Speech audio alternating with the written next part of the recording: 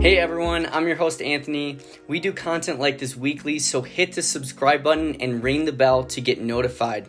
If you want more content like this, click the like button and please leave a comment. Thanks again for watching. Hey everyone, and welcome to our live class. We're so excited to have you here today, and we're looking forward to a great lecture.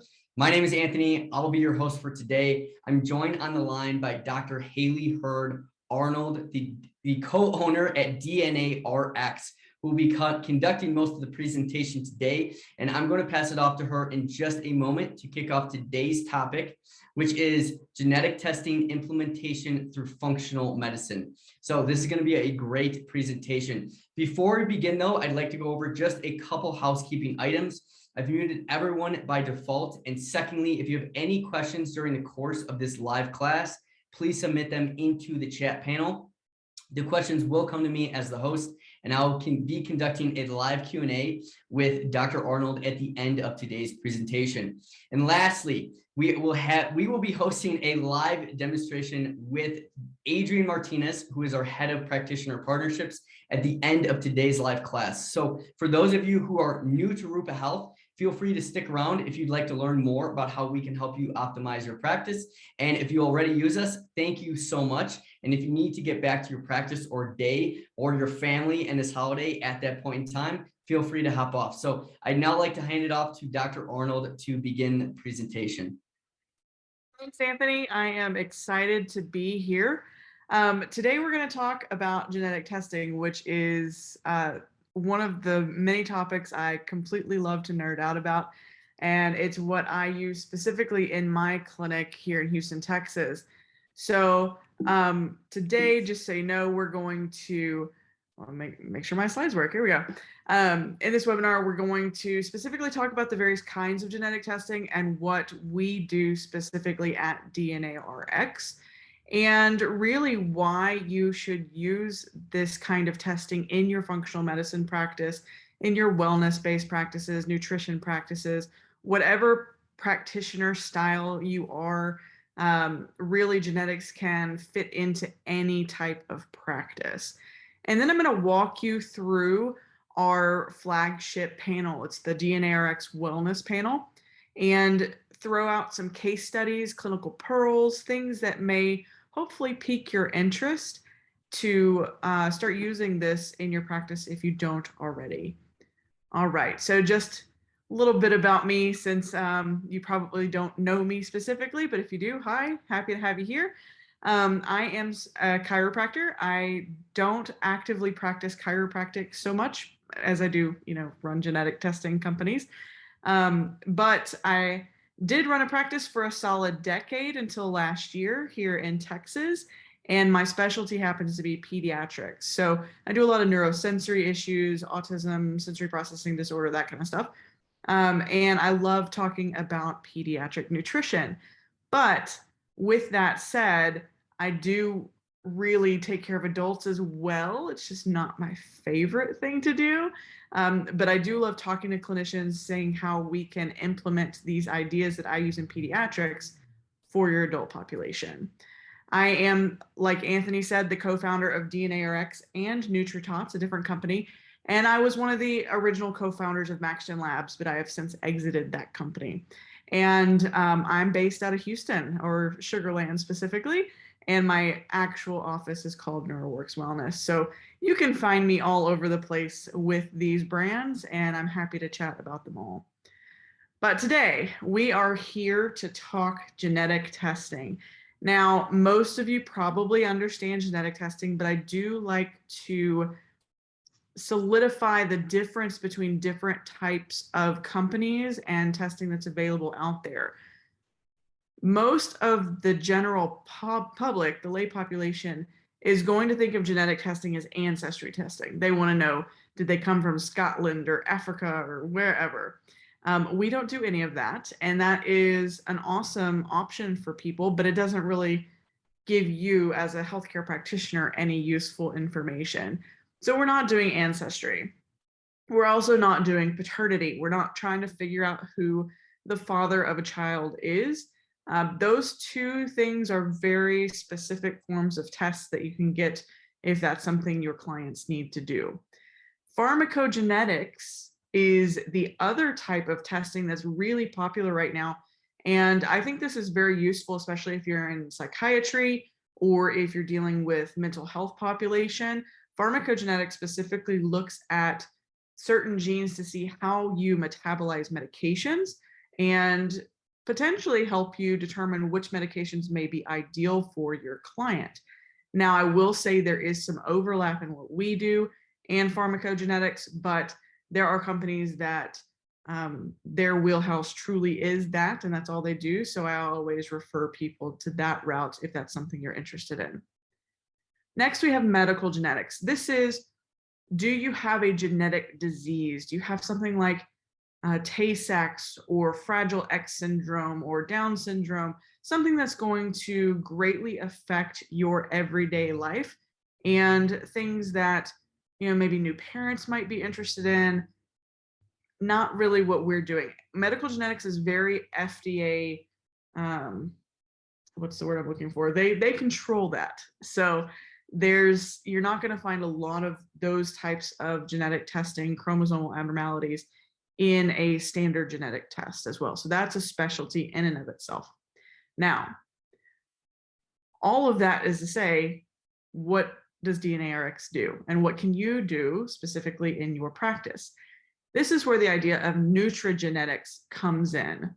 Nutrigenetics is specifically the study of how your genes determine diet and lifestyle potential. For example, most people realize if they are lactose intolerant, meaning they can't metabolize lactose found in dairy, but there's actually a gene that controls that. So the MCM6 gene says you're going to be lactose intolerant or you're going to be lactose persistent, meaning you can continue to digest lactose as you wish. When we talk about nutrigenetics, and what we really excel at here at Dnarx is specifically looking at how your genes determine what your ideal diet is, where you may have potential for vitamin and mineral deficiencies, where you may have some hiccups, if you will, in certain bodily systems, whether it's your liver with detoxification, cardiovascular risk, you name it, we can pretty much name a gene to it, okay? So what we're going to be talking about today is purely nutrigenetics. Now, on the flip side of that, we have the word nutrigenomics, and this is how our diet and lifestyle actually help our genes express themselves. We're not going to fully get into that today because that could be a whole other webinar, but nutrigenetics versus nutrigenomics is something that we talk about all day, every day here at Dnarx, and I think it can be very clinically useful to you as healthcare practitioners. Now, why Dnarx? There are quite a few brands on the market. I've started 3 of them, and there are many other popular ones as well.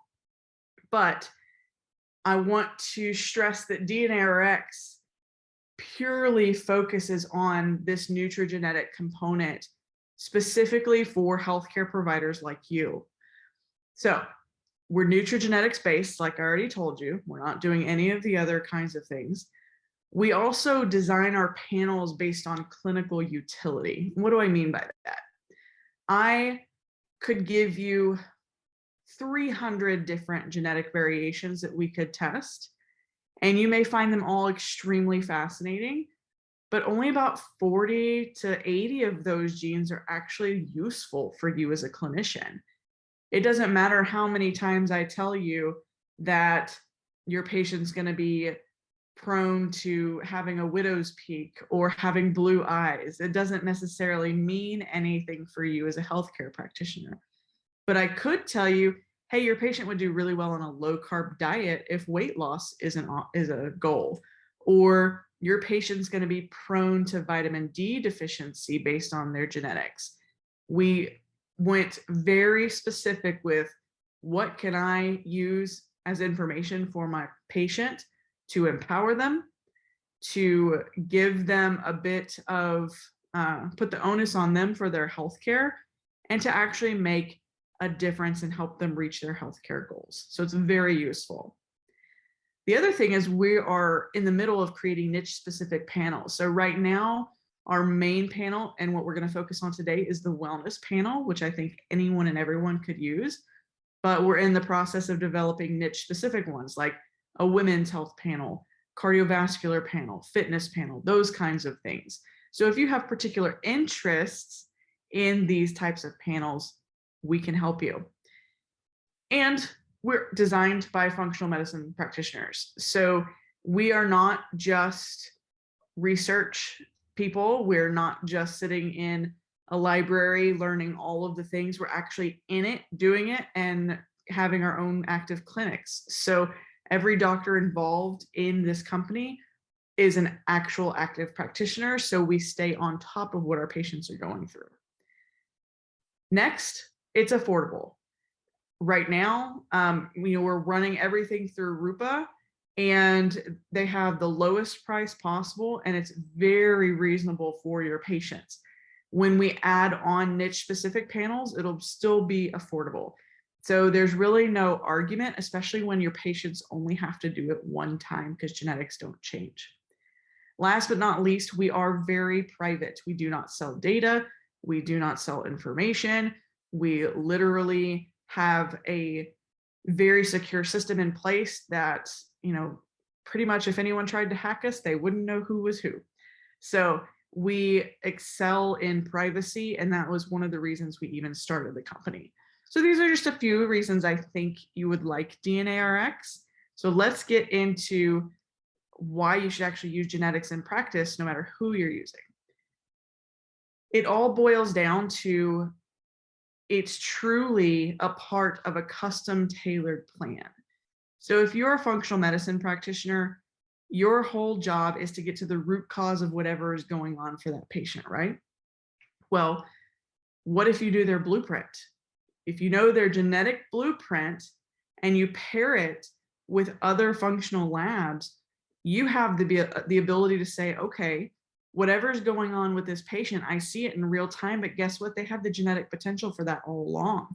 So then you get to think, okay, we know there's genes that are lacking in certain things. We know that we have an active snapshot in time right here with this functional lab. How do we harness the potential of the body to truly help this patient heal? So it's your genetic blueprint. It's it creates custom tailored plans, pairs beautifully with other functional labs. And when you put all of that together, you get a method of patient compliance. I struggled for years trying to get my patients to be like, okay, yeah, I'm deficient in B12. I'll just take this supplement and move on. But then when I showed them, hey, you're deficient in B12 right now, but you also happen to have the genes that make it very difficult for you to get enough B12 in your diet. So you need to do this type of dietary advice, take this type of supplement, this amount of supplement for this time. All of a sudden the patient was like, oh, okay, I'll follow your plan. And they saw the results. So if you struggle with patient compliance or even creating a very specific approach for your customers, genetics is a really easy thing to just throw right in your choreography. Now, I do want to talk for a second about what labs I like to pair with genetics. Rupa has them all, which is great. I use Vibrant, I use SpectraCell, I use, any kind of micronutrient lab specifically. I absolutely adore pairing with a genetic test first, because you see their genetic potential, you see your current situation, and then you can say, I'm going to do this type of nutrient for this dosing for this long, and you'll just see everything get much better. Hope that makes sense. Okay, so here we go. This is where I start to kind of sound like Charlie Brown's teacher and just throw out a bunch of alphabet soup of genetics, but don't worry, everything is on the screen, and I'm going to go through section by section to really help you understand what we mean when we say do a genetic test, okay? So the wellness panel, there are a few vocabulary words I want to get sorted before we jump in. Most of you probably already know this because it's fairly basic science. However, we differ in our approach to reporting than some other labs that you may be used to, okay? So first and foremost, we have the gene. In this particular panel, we've got over 40 different genes. Some of them, specifically like vitamin A, are going to have 3 of the same genes. However, they have something called an RSID. This is specifically the identification code of the very particular gene we're testing. So some companies will only put the name of the gene, like BCM01 for vitamin A, but they don't tell you the RSID number. And when you're trying to compare literature and research to genetics, you have to know what RSID number we're talking about because they all do something different. They all have a different risk. They all have a different percentage of commonality in the population. They all do something different. So we put that RSID number so you know exactly what we're talking about. Next is the allele. This is what you're inheriting from your parents. You get one allele from mom, one allele from dad. So your genetic code is going to be this particular pairing of alleles, and that is what changes on each genetic test. And as we go through the report in just a second, you'll see the only thing that really changes on these reports is the allele and then the risk factor of that allele, okay? So allele is genetics, risk factor is what do we know about this gene? What do we know about this allele pairing? And what does that mean for our patient? It'll make a little bit more sense when I show you. And last but not least, we have the recommendations. So if your patient has a high risk of something, we already put the other functional lab next to it in the recommendation. Now, the recommendation column doesn't change, so it's going to be on every single page, but we do have the caveat within the paragraphs of the report that says you really only need to be doing these tests if they have a high risk for something. All right, so let's just dive right in. Go the correct way. Okay, here's the first page of the actual genetic results for the patient. We could make a 50-page document, and we have in the past, of taking every single gene per page and really putting a lot of information on it. However, over the years and with a lot of feedback from you guys, we've found we need to keep it as simple as possible. Patients get overwhelmed with too much information. Practitioners get overwhelmed with too much information. And we want you to be able to decide what you're dispersing to your client. Okay? So, first page, fat-soluble vitamins and the genes that we test for. So in the top paragraph, we're always going to be giving a little bit of information about what exactly this type of vitamin or mineral is, and the foods that you can get them in, and then signs and symptoms of deficiency. So for example, you know, on fat-soluble vitamins, we're checking vitamin A, D, E, and K. So in these paragraphs right here, we tell you vitamin A deficiency is linked to thyroid dysfunction, IBS, growth delays, chronic lung infections, and poor eye health. Vitamin D deficiency is linked to poor bone health, autoimmune conditions, and chronic infections. So you see, there's so much information that we can't really put on one paragraph. So if you specialize in something, if your clinic is all about vitamin D, then you can feel free to take this information and expand on it. Give your patients the education and empowerment that they deserve. We just don't have a lot of space to do that in a genetic report. So let's look at what you really want to know, your genetic results right here in the purple graph. Now, for the fat-soluble vitamins, we are looking at 3 different vitamin A's. We're looking at 1 vitamin D, 1 E, and 1 K, okay? So as I told you before, here's your column of the gene name. Here's your RSID number. Oops, sorry. RSID number. Now, here's the allele. So this is the patient's actual genetic pairing. Here's the risk factor for this specific allele. And here's the recommended test. I believe I just went down too many pages. Okay, sorry. So allele, risk factor, and recommendation. So for example, this particular sample has 2 of the 3 genetic alleles that says they are high risk for vitamin A deficiency. When I see 2 out of the 3, I'm definitely going for majority rules. So I recommend doing micronutrient testing on this patient. Now, me personally, I automatically start off with genetic testing and micronutrients for every patient that walks through my door. So that's kind of a no-brainer for me. But depending on how you practice, definitely go for majority rules when we have multiple types of genes for one vitamin. Does that make sense?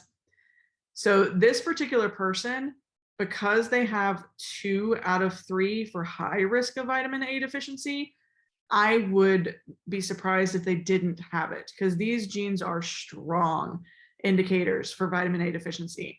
So you're going to see a lot of chronic immune concerns, gut issues. If you're dealing with leaky gut syndrome or anything like that, it would be very important to know if vitamin A could be helpful in that regard. Now, one of the things most people ask us is, why do we only do the GC gene for vitamin D? We wanted to specifically stick to the genes that you're going to see most often in your practice. And GC tells us, hey, this is a really strong indicator of vitamin D deficiency. Now, this is a good segue to tell you, just because you have the gene potential, the genetic potential, it does not mean your patient's automatically going to have that problem. So it's not like, oh, if we see a high risk for vitamin D deficiency, we're just going to put them on vitamin D supplementation. It's not really how this works. It is truly just a way to give you the upper hand and say, you know what, you've got this genetic potential. We should really run this panel, this other functional lab, if it makes sense for their presentation and their symptom that's showing up in your clinic. Okay. So we really stuck with the genes that made the most sense for most practitioners.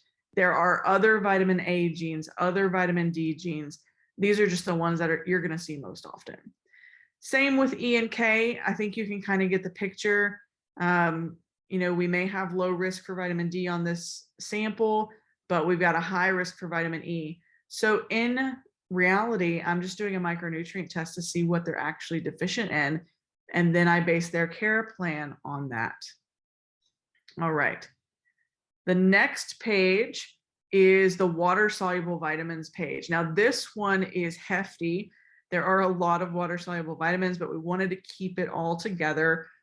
This is where your MTHFRs are going to be. That's usually, I call that the gateway gene, because everyone wants to know their MTHFR status. But we've got vitamin C, and then we've got all the B vitamins. So as you can see, we have a couple of vitamin C genes here. We've got 3 folate genes, 2 of which are MTHFRs.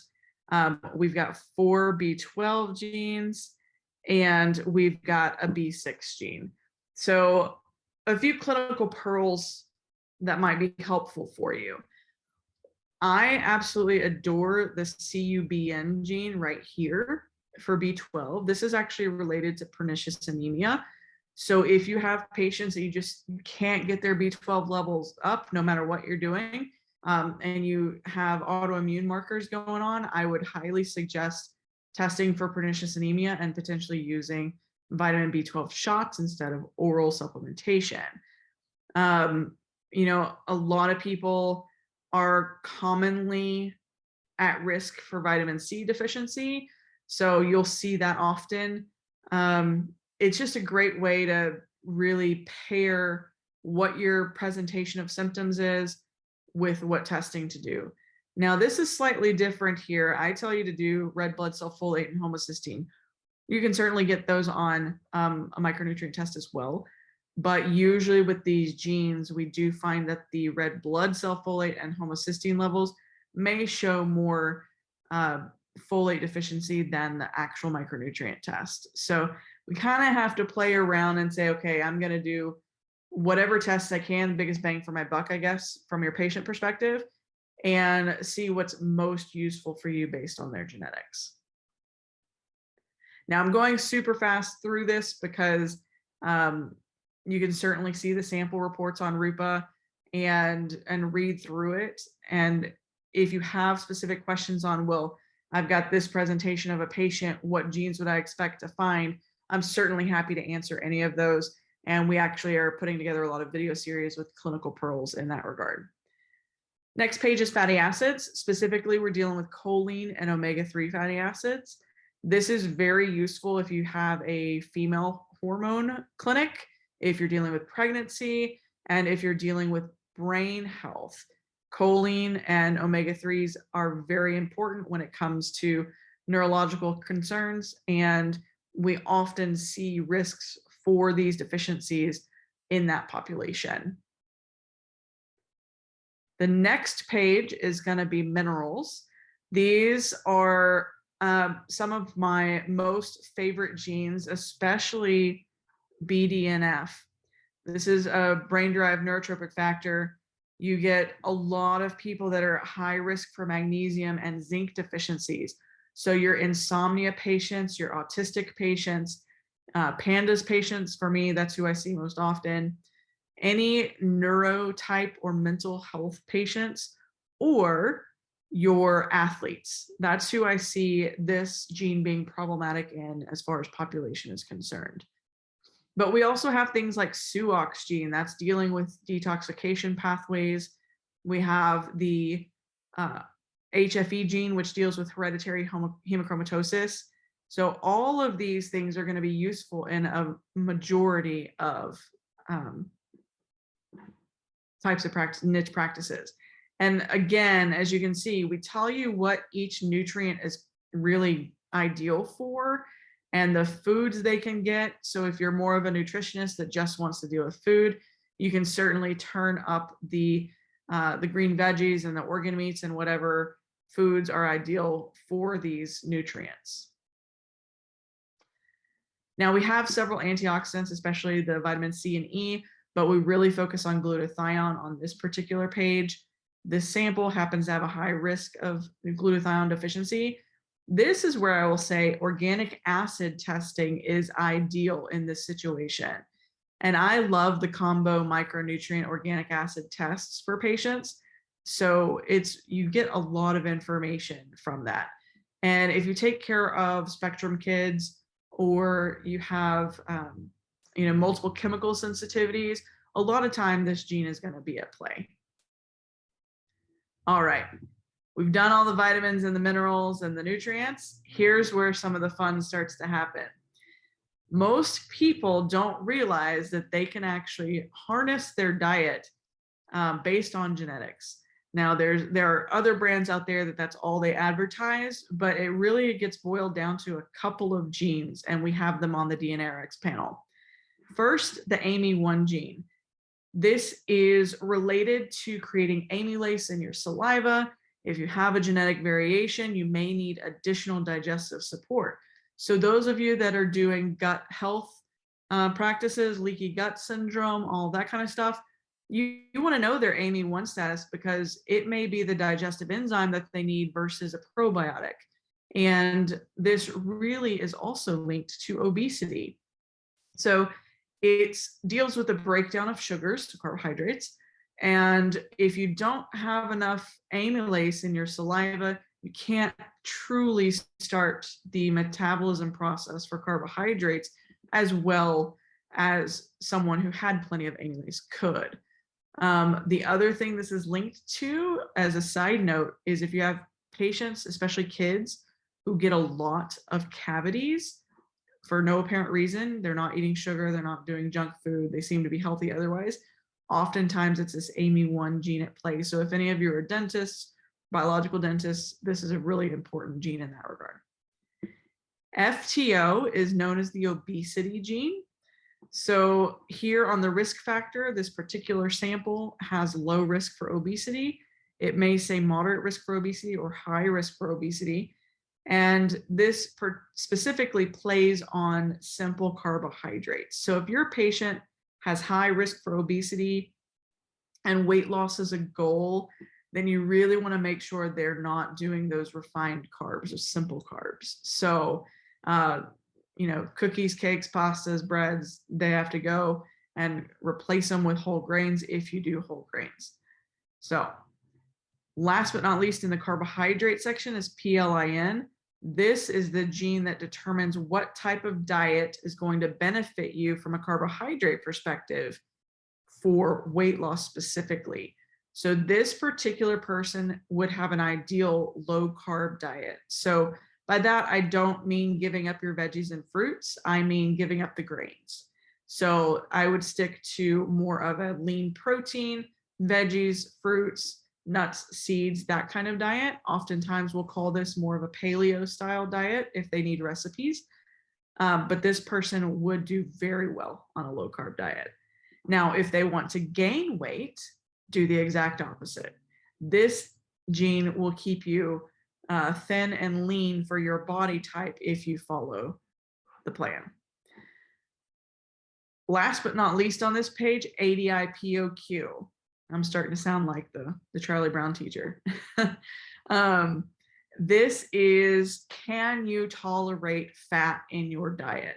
Now, right now, the keto diet is all the rage, and sometimes for very good reason. However, this gene says whether or not you can tolerate more fats than the average person. This particular sample, it says consuming unsaturated fats is safe. That means they can tolerate a higher percentage of fat in their diet. Now, quick caveat, we kept to the unsaturated fats because there are a lot of other genes that say saturated fats is going to lead to inflammation. And in some of my previous companies, I would see it in about 90% of the population. They couldn't deal with saturated fats from a genetic perspective. So we decided, you know what, we're gonna use other genes. And we honestly just say, okay, try to reduce saturated fats overall, but can you consume unsaturated fats, olive oil, nuts, seeds, that kind of stuff. The opposite of this allele is going to say consuming unsaturated fat is not safe, or a low fat diet is beneficial. There is a small population of people where fats can create major inflammation, and this is the gene that will tell us. Okay, food sensitivities.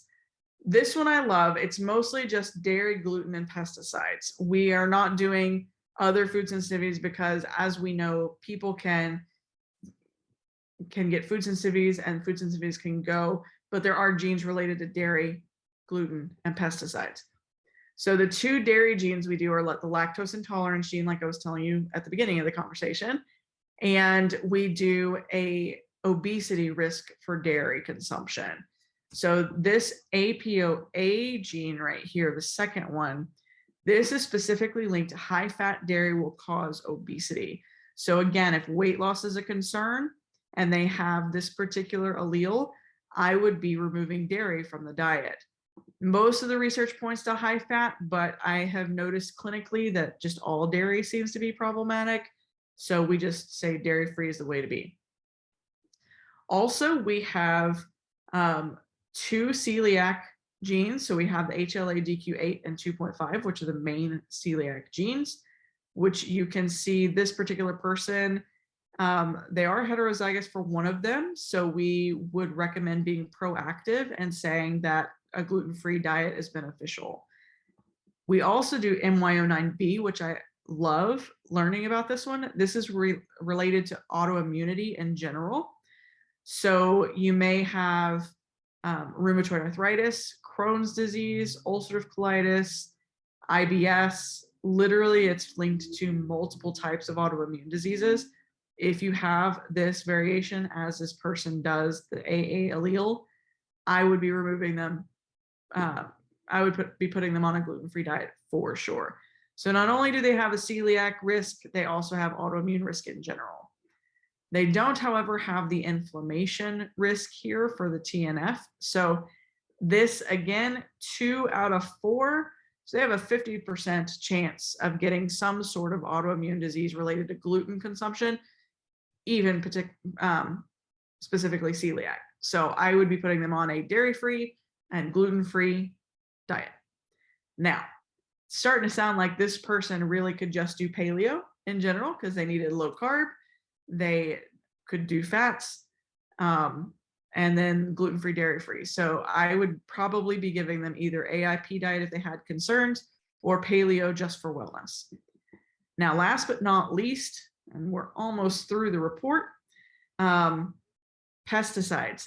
Everyone is sensitive to pesticides. Different alleles have different problems. The CC allele creates neurological issues with pesticides. The TT allele creates cardiovascular issues with pesticides. And then the CT allele creates both. So moral of the story here is try to eat as organic as possible. But when your patients see this on paper, they really think, oh, I have to eat as organic as the doctor told me to. Otherwise, I could have neurological or cardiovascular concerns. So that's kind of a fun one. Now, last but not least, last page is neurotransmitters. This one is a fantastic page, especially if you're dealing with kids, mood disorders, mental health, or female hormones. Okay, that's really where this page excels. Or if you're dealing with histamine intolerance, I shouldn't forget that one. We have 3 different genes that deal with different types of neurotransmitters. Now, a quick caveat to this, all neurotransmitters can be affected by these genes. They aren't just specific for the 3 we have listed, but in general, most of the research is going to be pointed to these neurotransmitters we have right here on the page. First gene is the HNMT gene. This is your cellular histamine gene. So if you're dealing with patients that seem to be allergic to life, I was one of those patients at one point, or they have asthma, they have anxiety, they have miscarriages, this is going to be your high histamine gene. So one of the interesting things here too is the AA allele specifically is linking food dyes to ADHD symptoms in both children and adults. So if you've got anyone with ADHD, you need to make sure that they're not eating food dyes. The opposite of this allele would say a risk for high histamine intolerance. So if you've got anyone with any sort of allergy or histamine response, this is a very important gene to look at. The next set of genes is the MAO genes, A and B. Now, the interesting thing here is this is a sex-linked gene. So if you have male patients, they're going to get whatever mom gave them. Okay. So this particular person it's probably a female because they have a balanced MAO activity here. But this high MAO activity, what this means is that they break down their serotonin faster than the average person.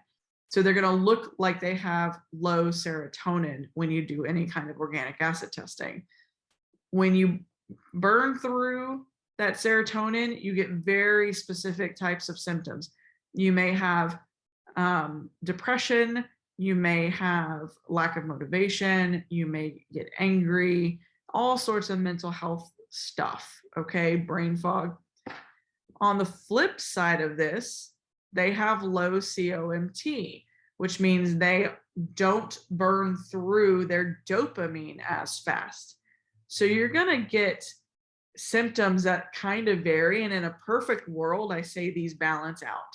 Hopefully, if you have one high and one low, hopefully that means you're just perfectly balanced mental health person. But it's really going to be symptom driven, and it's going to be, we have a whole host of symptoms that go under each category, but your protocols for this are going to be very similar. Vitamin C.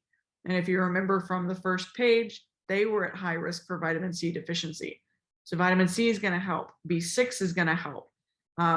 Dealing with the methylation, so your B vitamins in general. You really have to pair this with understanding all their other vitamin deficiency potentials, and then pairing it with an organic acid or a micronutrient test to understand how are these genes being expressed. But this is really a lot of fun. And this, I could talk for hours on this page alone, and we still wouldn't have time to go over all of it, okay? So we have a few more minutes here. That's the whole Dnarx report in a nutshell. And I know that, didn't want to read it to you, but there's a lot of information packed in here. And so it's going to take time for you to walk through it and say, okay, this is how it applies to my patient base. But what I want to do is actually go over 3 of my patients and how I use the genetics to actually solve their problem and meet their goals. Okay, so patient number 1, 55-year-old postmenopausal female. I adore this patient because she just straight up told me, she's like, Hailey, I'm not going gluten-free. I'm not going dairy-free. I don't want any of that. I just want you to put me on supplements. It's going to help me lose 20 pounds before my niece's wedding. I'm like, okay, how long do I have? And she's like, I've got 10 weeks. I'm like, okay, cool. I mean, we could do a lot in 10 weeks, right? Mind you, I deal with pediatrics. I don't specifically deal with weight loss. So what did I do? She had already done a whole bunch of other functional labs with me. She was relatively okay. We did do an updated cardiometabolic panel and an updated micronutrient panel, but now I'm going to throw in genetics for her. And by the way, extra symptoms, heartburn, IBS. It's like, okay. So when I tell you she was not my most compliant patient, but she had like all the means to do whatever it was I wanted to throw out at her. She was willing to try everything. She just wasn't willing to go through with everything, if you follow me. We did have some high triglycerides. She had normal A1C, normal glucose. That was all fine. Her HDL was a little low, and she was deficient in selenium. So those were the main things we saw for her functional labs. But when I get the genetic test back, she's got variations of APOA, AMY1, FTO, and MYO9B. So if you remembered anything from what I just showed you, APOA says dairy is linked to obesity. She just told me she wasn't giving up dairy, yet she wants to lose weight. Okay. AMY1 was linked to poor digestive enzyme support. FTO is the obesity gene. Okay. And then MYO9B says gluten is going to cause autoimmunity. So she already told me she wanted to lose weight, but she wasn't going gluten or dairy free. This was the moment where she was like, fine. I will do what you say just for these 10 weeks and we'll see what happens. So let me take a step back and say this was during Christmas time and she was a teacher. So all of her students were giving her cookies. They were all giving her cake. They were all doing treats, that kind of stuff. So I'm now greatly limiting her sugar, putting her on a digestive support. But I made a deal with her. I said, I don't care if you eat a cookie as long as you go gluten and dairy free with it. So she told her class what she had to do. They all brought her gluten-free snacks. And 10 weeks later, when she went to that wedding in whatever month that is, March or something, she had lost 30 pounds. Okay. And she came to me, she was like, how did I lose weight? Basically on the cookie and wine diet, because I didn't take away her alcohol either. So it really, when I tell you that this information can truly empower a patient to actually make the change you're already telling them you want them to do, when they say, okay, my genes say I have to do this, I guess I'll listen. It really does make that big of a difference. Okay. Next one. This is one of my lovely patients. She's 28 years old. She's already had 5 miscarriages. She really, really, really wants to have a baby. She is a vegan, sort of. She'll occasionally eat fish. So it's one of those situations. And she has a normal thyroid. So her thyroid, full thyroid panel, her female hormone panels that her OBGYN had done, all technically, no, excuse me, TSH, not full thyroid. TSH was all technically normal. So we did a full thyroid panel, full iron panel, a micronutrient test, which showed that folate, vitamin A, omegas, and zinc were all low. And then we did genetic testing to figure out what was going on. She didn't have Hashimoto's. So her thyroid panel was technically normal, her iron panel technically normal, but she did have several genetic variations. MTHFR 677 says you're going to be, for her, she was homozygous, which means she's 70% less efficient at converting dietary folate into usable methylfolate. So that's why she's deficient in B9. COMT was a low COMT, so she's sensitive to estrogen and mercury, and she's slowly burning through her neurotransmitters with that. So the hormone conversion is not quite as stellar as it ought to be. She did have BCMO1 SNPs, which means potential for vitamin A deficiency. And as you can see, she was. And then she had HFE variations in BDNF. The BDNF caused the zinc deficiencies, but the HFE did not appear to be at play. Okay. So what do? This is a lot of stuff to unpack for this particular person. But the first place we started was actually because she's a vegan, but she was willing to do fish, we really upped the omega game.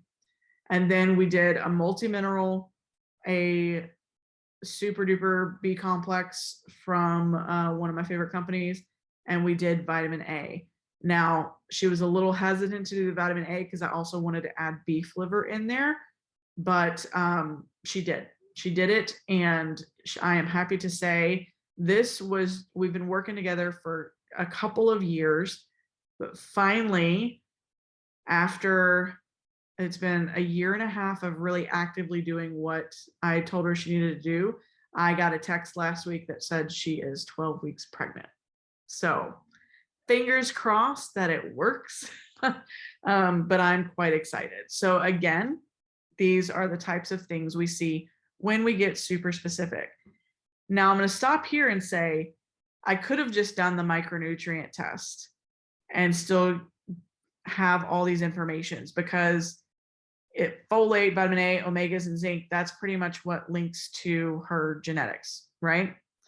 But it's that I see that I have this genetic potential. I see that I have these current issues. I'm going to stick with the plan, even though it's taken me a couple of years to get there. Okay. Last but not least, 4-year-old boy. I absolutely adore this boy. He is now 7. Okay. When he first came to me, couldn't sleep at all. Mom was afraid he was on the spectrum. Had insomnia, aggressive. Oh yeah, sorry. They wanted to diagnose him as autistic, but mom wasn't willing to take that diagnosis. Okay. Was prone to chronic illnesses and did have an ADHD diagnosis as well. No other labs for this kid whatsoever. We looked at MAOA, MAOB, COMT, HMT. So all those neurotransmitters that I just talked to you about, he had variations in all of them. He was a low MAOA and MAOB, which means he doesn't burn through his serotonin as quickly as he should. And so that leads to all of his symptoms. There is one food thing that we do for low MAO, and that is remove fermented foods. Mom was trying to feed him kombucha and sauerkraut, kimchi, all the things, yogurt. That just increases the serotonin levels, and he can't burn through it quickly enough. So he ends up with serotonin syndromes. He gets insomnia, he sweats, he's aggressive. So we removed all fermented foods, which are really high tyramine foods specifically. And we also noted that he had the PON1 variation with the CC allele that says you're going to be prone to these neurosensory issues with pesticides, and BDNF and environmental toxins were also an issue. So we went through a very long and arduous process of changing the diet by removing those tyramine foods. That alone made a huge difference in the way he slept and in his mood. Then we took him off all conventional foods, and mom went purely organic. And then we added in minerals, specifically magmalate, and we did environmental toxins. So we added in glutathione as well. And I'm happy to say that 7-year-old now is a completely neurotypical kiddo, with no specific diagnoses, no symptoms whatsoever. So we didn't necessarily have to do an environmental toxin lab. It's just mom wanted to know exactly what was going on, and it proved helpful in the sense that we needed to work on his reducing exposure of toxins. And I'm in Houston, so there's a lot of toxins. Okay. So these are the kind of stories that I get since implementing genetics in my own practice a long time ago. And these are the stories I hear from our practitioners. So thank you so much for joining me today. We're going to open it up to Q&A. I know that I went through this fast and furious, but I hope that it was, piqued some interest for you, and you could see how to put this into your clinical choreography. I think it's super easy. So Anthony, if you want to jump back on here and Q&A. Dr. Arnold, thank you so much. That was great. I really enjoyed your presentation. Super helpful on understanding genetic testing through the functional medicine lens, but also how you gave us the applicable information. As you mentioned, knowing whether someone might have red hair versus brown hair doesn't necessarily help us in clinical practice. So really applying this knowledge in a clinical setting is so useful. So thanks again for that. Well done. Thank you. So we do have some questions that came in, so let's just jump right into that. So I have the question answer now, and the first question is, do I need to be an expert in genetics in order to use this test in my practice? No, not at all. And hopefully, we tried to make the report as user-friendly as possible, just for the practitioner and for the patient. But we're also always willing to, get on the phone with you or go through tests and say, this is how you do it. And when you do more than, say, 10, you're going to be like, oh, I'm a pro at this already. I got it. Amazing. Thank you. Number 2 is, what are other functional labs you like to order that pair well with this type of genetic testing? So like I said before, I'm always running a micronutrient on it. I specifically do Genova's metabolomics on every person that walks through my door, and get those micronutrient values, the organic acid values, kind of a good, well-rounded approach. But I also have people who will do food sensitivity testing, especially if they're worried about more things like gluten sensitivity, dairy problems. I always, it really depends on the patient. So you could pair vibrant micronutrients, SpectraCell micronutrients, and then environmental toxins and neurotransmitters. Those are the things that really pair nicely with genetics, because you can kind of see the patterns of what you're expecting to see based on their genetics. Absolutely. Okay, great answer. Number 3 is regarding young patients. So we know that you had mentioned you previously worked with a number of pediatric patients, and then used that example of the young child with genetic issues going on. So the question is, what is the youngest patient that you can test with this? As soon as they come out. We've had people that test hours-old babies because they want to make sure they can raise them right. But there is some discussion on whether, if you're breastfeeding a child, if that is going to interfere with genetic tests. We don't think it really does, but we always recommend that the parents just, swish some water around the cheek before they swab them. But literally, it can be anybody at any age. Okay, great to know. And then we know that a lot of practitioners like to order different tests throughout patients' care plans, but at what point in a patient's care plan would you say is the best to order a genetic test such as this? Well, I order it right in the beginning. So I don't like to, when I first started using genetics before I created labs, I would do it when I was kind of plateaued and didn't know what else to do. But the more I did genetics, the more I realized I should do this up front so I don't plateau.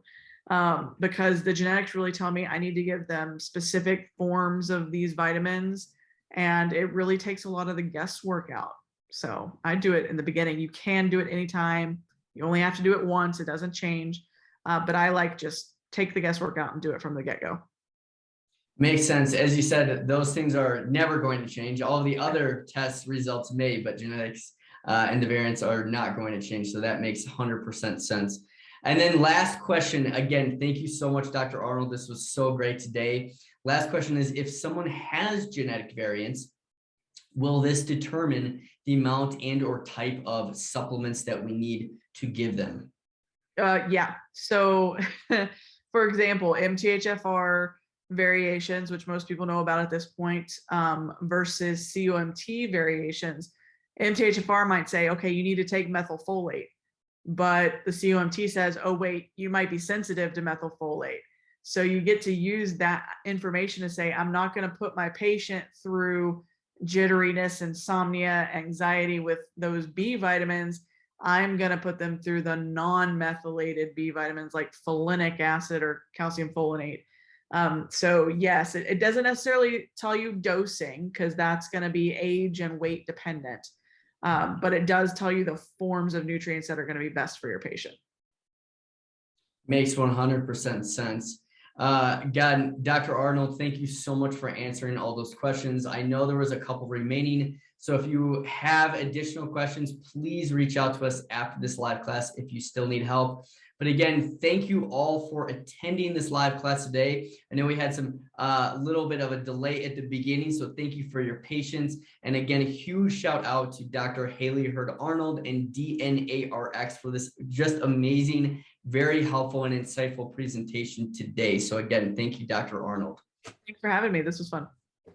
Absolutely. And so we hope to see everyone at the next live class. But before you leave, we have our head of practitioner partnerships, Adrian Martinez, who is going to jump on and do a live demo right now for all of you. So if you'd like to stick around and learn about how we can continue to help you optimize your practice, please do. And again, happy Thanksgiving week and holiday, and we'll see everybody next time. And Adrian, the floor is yours.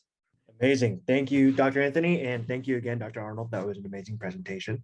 Very excited to have you all here with us this afternoon and happy early Thanksgiving. As Dr. Anthony mentioned, my name is Adrian Martinez. I am the head of practitioner partnerships here at Rupa Health. What does that mean, you might ask? Basically, what my role is on a daily basis, I am speaking to practitioners to educate you about Rupa Health and who we are, what we do, and why are we hosting classes like the one that you just attended. Well, what we've done here at Rupa Health is we've created a platform that is designed to alleviate a lot of the pain points that can oftentimes be associated with functional medicine lab testing. When you think about the landscape and how most practitioners are currently operating in it, most practitioners are working with anywhere from 3 to 6, if not more, labs at any given time. What that means for you as a practitioner is you generally have an individual account with each and every lab that you're looking to provide to your patients. That means that you and your staff are responsible to providing all of the support, all of the admin work, tracking all of the results as they come in, handholding, creating your templates for the patients for their instructions, coordinating phlebotomies. It can, sometimes take hours and hours out of your practice's time on a weekly basis. So what we want to do is take a lot of that heavy lifting off of your shoulders and put it onto ours. So I'm going to go ahead and share my screen, and I'll kind of show you exactly what we're talking about here. So what you should be able to see now is the Rupa Health dashboard. So how have we alleviated these pain points, right? So what we've done is we've created a software and a platform that has brought on 20 plus different labs that are allowing you as a practitioner to order, track, and manage and send out all of your tests in one place. So no more are you going to have to go to each individual platform to place these orders. You can come to Rupa Health and have access to over 20 labs at your fingertips, including, of course, Dnarx. You're able to send these out within seconds. And then from there, we can manage the entire patient experience. We can manage billing for you. We provide multiple different billing and payment options beyond just cash and credit, right? HSA, FSA, a 3-month interest-free payment plan is something else we can do. We'll send over our own curated FAQs and instructions to the patient. We'll help facilitate any questions that they might have along the way when it comes to their testing. Beyond that, we can do things like facilitating any specimen issues, should that happen. We can help coordinate phlebotomies if there's a blood draw required, right? So when you think about a lot of the heavy lifting oftentimes that's involved with these lab tests, right? We want to essentially take that off your shoulders onto ours and allow you more time to focus on actually seeing your patients. What that will result in the end term is a more efficient and effective practice for you. Of course, what that ultimately means is driving more revenue and allowing you more time to see your patients, right? So how does it work? Within the dashboard, this is the Rupa Health dashboard, right? I'm just going to quickly show you a few different things. So a quick agenda. I'm going to show you how to place an order, how simple it is to place an order, how you'll track all your orders. I'll walk through the lab test catalog, and then from there, I'll show you what the patient experience is. All right. So just to show you how quick and easy it is to place an order on Rupa Health, we just need 3 bits of information. We need the patient's first name, last name, and email address. From there, we collect everything else directly from the patient to ensure the accuracy and just make things more fluid for you and your team when you're placing these orders. So up here at the top, this is the order screen. The first sets of tests that you're going to see are bundles. So you can actually create custom bundles within Rupa Health. A custom bundle being a set of tests, a set of blood panels, a combo of blood panels and tests, whatever you want it to be, right? So that way, again, it's just one click. All those tests that you're looking to add will be added directly into your cart straight away. Below that, you can create a favorites list. So a favorites list being a single individual test that you're commonly ordering. So let's see here, right? You just put a little heart next to it, and that way that test will be among your favorites that you can order. So you just saw the Dnarx one, go ahead and click that. It'll add straight into your cart straight away. From there, you just click on whatever test that you want to order. If there's any add-on tests available, you can add that add-on test straight away. You'll see all the details along that test, any biomarkers associated with that test, any sample collection instructions. Again, we'll send those to the patients, but you have a copy of yourself and any sample reports. From there, any add-ons that you're looking to add are straight away available here. Now, quick question that we're commonly getting is, hey, do you have this test carried by this lab? Any test that is carried, or rather offered by any of our partner labs, will be offered within Rupa Health, which is pretty amazing. So we carry the entire catalog for all of our partners. All right. From there, it's as simple as adding which test that you want to add. It'll default to having the patient pay. But if you decide to pay for it, you of course have that option here. You simply click this box and you can add your payment information. Additionally, it'll default to having the kits sent directly to the patient. So no longer are you going to have to stock any kits in your office or any inventory. You are good to go there. We'll send all the kits directly to the patients. You can add notes for the patients. So for example, if the patient is on a supplement regimen and you want them to continue to take their supplements, or you might have specific instructions for your patients, you can add those in here. You can even create snippets, where essentially those are templates that you can pre-make. So if you're commonly sending out the same instructions to your patients, we can have those added there. You can add notes for Rupa. This can be anything for us and our team, and then ICD-10 codes. So you can actually add ICD-10 codes to your orders. We'll send over a template to the patients to have them generate that super bill to submit their insurance for reimbursement. But if it's nothing else, it's as simple as clicking send to patient. And that is how you create an order and send it to your patients in seconds from over 20 labs right here on Rupa Health. Within the dashboard is where you're going to track it. So this is actually the order that we just created right here at the top. The progress and status of that order will be updated throughout. And so I can click into any of my in progress orders at any time to get an indication as to where they currently stand. So this is an order for Tim, for example. This is a demo order, right? So please, don't be too cautious of these dates here. But as you can see, you'll get an indication of, hey, the sample arrived at the lab on June 1st, and you're estimated to get those results in on June 12th. And then you're alerted as those results come in. So I can click into my order and I can view and download those results. So this is a patient, right? So this is Chris Burton. I use him a lot as a demo patient. So all of his orders will be able to be tracked directly within this one click. But any results that are in, I can hop in here, I can download them, I can send them to the patient. We'll never send the results directly to the patient without your consent. You can actually schedule a clinical consult. So should you need some additional assistance interpreting the results, I know Dr. Arnold mentioned this is something they're happy to do at Dnarx, as well as most of our other labs are actually have this option as well. So should you need some additional assistance interpreting those results, you're able to do that here directly with the labs. Additionally, you can mark that as reviewed once you've had the opportunity to review those with the patients, or you can even order again. So you can order this test again for this patient. You can schedule it out in advance. So let's say that you want to retest your patient 6 months down the line, 6 weeks down the line, and you name it. You have that opportunity to do that here. You just hop up to this calendar on the top right. You can schedule this order out to be able to be sent whenever. So we make that extremely streamlined, extremely easy to be able to not only track or send out your orders, but also track the progress and status, view the results, all in one place, again, without having to go to each individual portal to download these results, import them to your EMR, EHR. It's all available at your fingertips right here at Rupa Health. What I'm going to show you next is actually going to be the patient experience. So what does it look like once you send these orders to your patients? Well, we have the outline very straightforward here in this patient experience page. So as soon as you place that order, your patient will get an email from us. That communication will vary based off of whether you're paying or the patient pays. Besides that, the patient experience is entirely the same. The kits will be shipped out within 24 hours of payment. From there, we'll send over our own curated FAQs and instructions to the patient. We'll check in with them. So I think this is something that can oftentimes be overlooked, is just the simple follow-ups with patients, right? Generally, when you think about these are things that are going to be manually have to be handled by your team without Rupa Health, right? You're going to have a calendar reminder to call a patient to see if they have any questions. With Rupa Health, this is something that we automate. And what this is allowed and led to, beyond just like the enhanced customer patient experience, is enhanced compliance rates, right? We're seeing our compliance rates above 85%, which is extremely high. So we want to ensure that those compliance rates are as high as possible for you, and your patient is getting the best possible white glove experience that they've come to expect in 2021, right?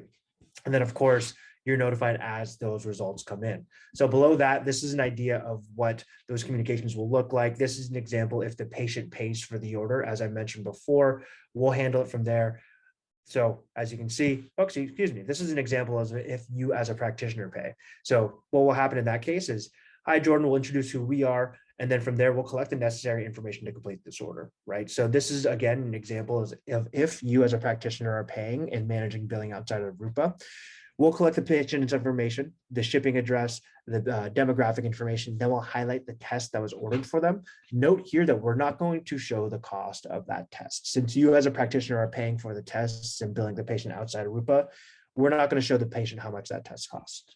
However, of course, if the patient is going to be the one paying for the tests, then we will show them everything. So this is the example of the communication should the patient be the one paying for the tests. Hi, Joshua, Dr. Jordan has ordered these tests for you. Again, we'll introduce who we are, but we'll highlight the different payment options that we accept. This is another way that we've led to higher compliance than industry standard, as well as kind of lowering the barrier of entry to get access to these oftentimes very expensive cash pay tests. Not only do we accept cash and credit, but we can do HSA, we can do FSA, and we can even set up a 3-month interest-free payment plan with the patient. From there, again, we'll collect all the necessary information to complete the order, but this time we're going to collect billing information, and we'll highlight the cost of the test over there on the right-hand side. Everything is broken down very transparently. I realize now I haven't covered how our pricing works, so I'll get there just in a moment after I go through the patient experience.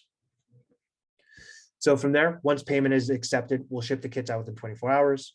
Your patient will get personalized instructions for each of their tests. So again, we've curated our own instructions, so they're very comprehensive, very user-friendly. On the right-hand side, you can see an example of the Dutch Complete instructions.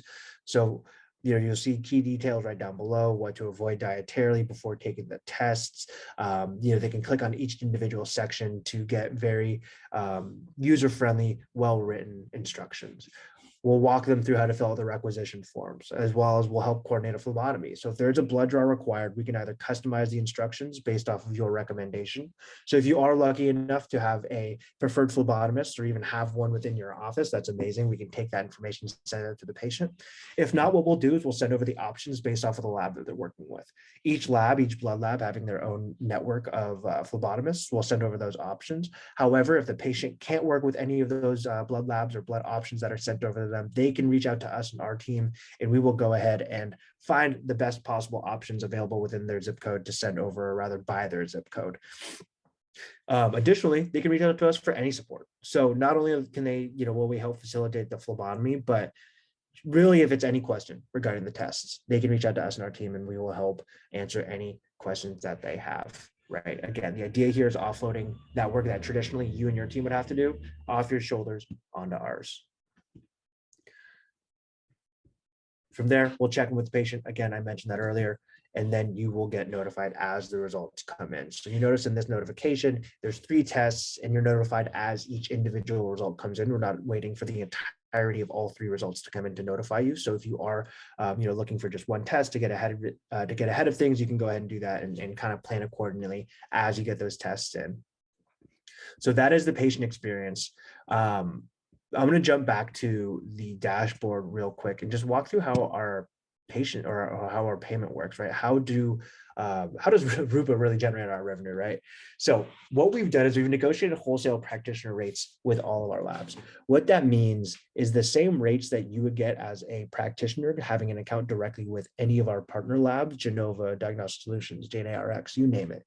Those will be the same prices reflected in our catalog. The way that we generate our revenue is there's a flat 7% processing and ordering fee on each order. Now, this is paid for by whoever's paying for the test. So what that means is that if you're having us bill the patient directly for each of these tests. The patients will be the one absorbing that cost. Rupa is a free account to sign up for. You just go to rupahealth.com and you can create an account with us in seconds. You don't have to put a credit card down. There's no subscription cost or anything of that nature. This 7% processing and ordering fee is the only time that Rupa generates revenue. Now that's there whether you're paying for it or the patient pays for it. So be aware of that. So with that, that's pricing. That's how you place an order on Rupa Health. That's how you track your orders on Rupa Health. That's the patient experience. Last couple things here just to highlight. In the lab test catalog, this is where you'll be able to get an idea of all the labs that we work with, all the tests that we have to offer. You know, we have Dnarx, of course, on here, but of course, we have all the other top labs within the functional medicine space: Genova Diagnostic Solutions, Doctors Data, Dutch, you name it.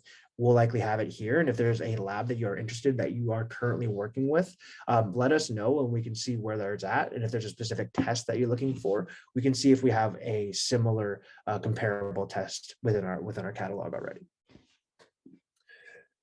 Rupa is more than just a place where you go ahead and place your orders and track and manage your lab work.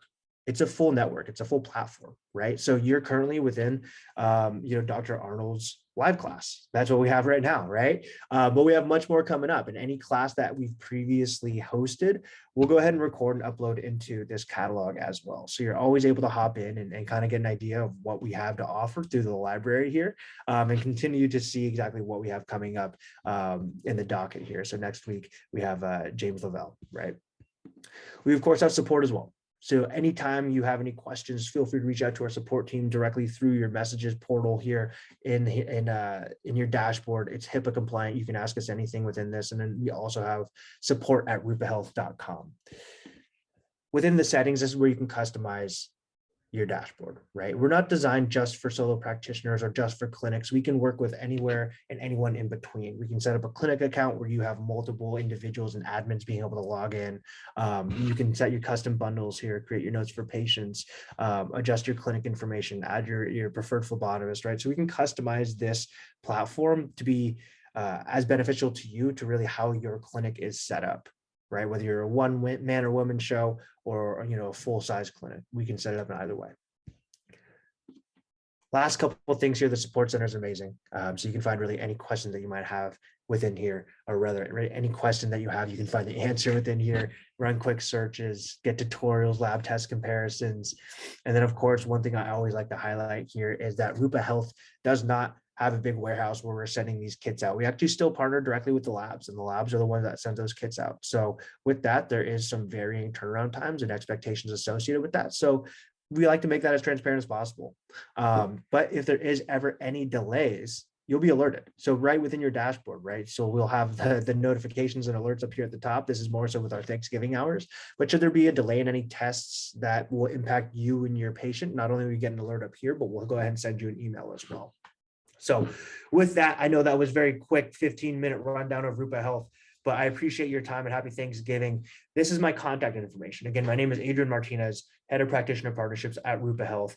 Adrian@rupahealth.com. That's my phone number right down below. So if you are interested in having a more personalized demonstration for you in your practice, please don't hesitate to reach out. I'm more than happy to schedule a quick Zoom to run through anything and answer any outstanding questions you have. But with that, y'all, I hope you have an amazing and happy Thanksgiving holiday, or just really holiday season in general. If I don't see you again, looking forward to working with some of you, and let me know if there's any questions. Appreciate your time.